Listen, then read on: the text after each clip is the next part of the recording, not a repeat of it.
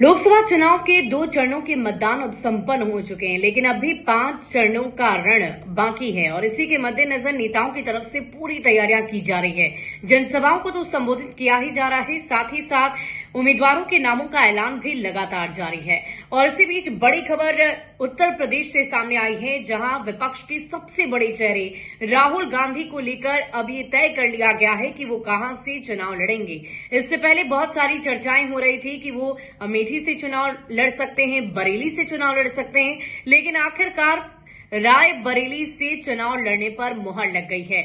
आपको बता दें कि रायबरेली कांग्रेस का गढ़ मानी जाती है। यहां से सोनिया गांधी ने भी और इससे पहले भी गांधी परिवार के कई उम्मीदवारों ने इस रायबरेली सीट से लड़कर संसद तक का रास्ता तय किया है और इसीलिए राहुल गांधी के लिए भी रायबरेली सीट का ही चयन किया गया और वो यहीं से चुनाव लड़ेंगे। अब इन सब के बीच सवाल ये उठता है कि एक तरफ जहां राहुल गांधी जो विपक्ष के एक मजबूत चेहरे के तौर पर हैं, बड़े चेहरे के तौर पर हैं, उन्हें रायबरेली से उतारा जा रहा है, तो बीजेपी अब 400 पार के जो नारे लगा रही है, तो उसके अंतर्गत जाहिर सी बात है बहुत सारी तैयारियां की जा रही हैं, फूंक फूंक कर कदम रखे जा रहे हैं, उम्मीदवारों के नाम को भी बहुत सोच समझकर सामने रखा जा रहा है। तो अब सवाल यह है कि आखिर रायबरेली से यानी कि राहुल गांधी के समक्ष अब बीजेपी की तरफ से कौन उम्मीदवार होगा। फिलहाल एक नाम जो सबसे ज्यादा चर्चा में है वो है अदिति सिंह का। बताया जा रहा है कि अदिति सिंह बीजेपी की तरफ से प्रत्याशी बनाई जा सकती है। आपको बता दें कि विधानसभा चुनाव अदिति सिंह ने कांग्रेस की टिकट से लड़ा था और आखिरकार उनकी जीत भी हुई थी भारी मतों से, लेकिन उनके बीजेपी से संबंध प्रगाढ़ थे, जिसकी वजह से उन्होंने हाल फिलहाल में ही बीजेपी का दामन थामा।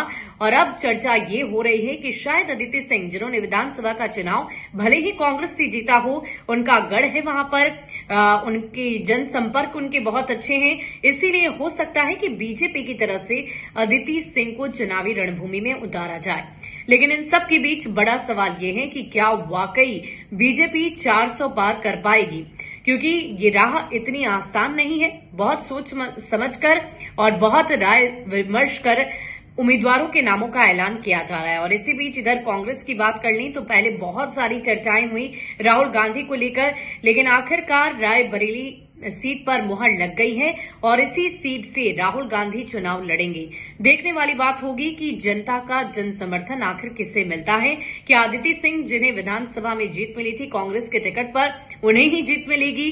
बीजेपी की टिकट पर भी क्या वो जीत पाएंगी, जनता का जन समर्थन अपनी तरफ कर पाएंगी, या फिर राहुल गांधी ही, जो कि कांग्रेस का गढ़ माना जाता है रायबरेली, क्या राहुल गांधी को ही जनता का जन समर्थन मिलेगा? इन सभी सवालों का जवाब 4 जून को मिलेगा। लेकिन इन सब के बीच चुनावी चाल लगातार नेताओं की तरफ से चली जा रही है।